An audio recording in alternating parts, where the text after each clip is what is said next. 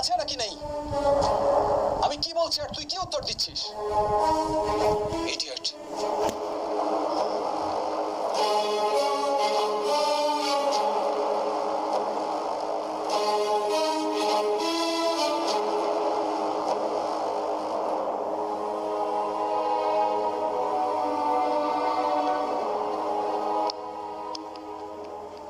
Sorry sir, আমি এসব করতে চাইনি।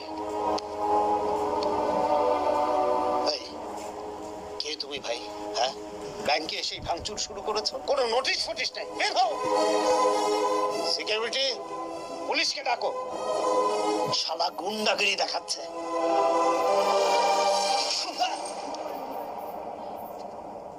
ভাঙচুর এটাকে বলে।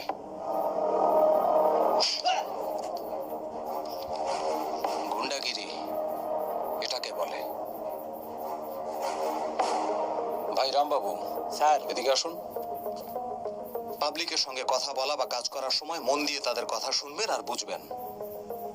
তাদের রাগিয়ে দিলে এভাবে মার খেতে হবে।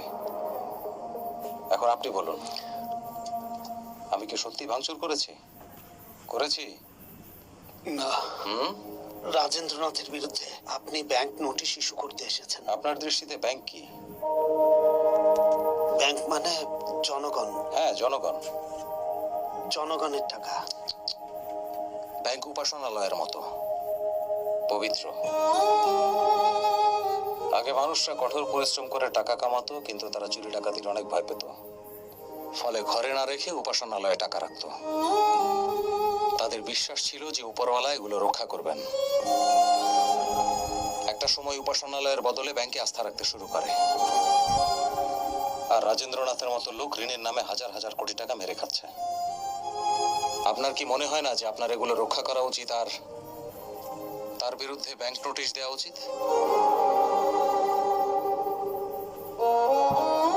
ভাবেন না যে আপনাকে এখানে রক্ষকের ভূমিকা পালন করতে হবে?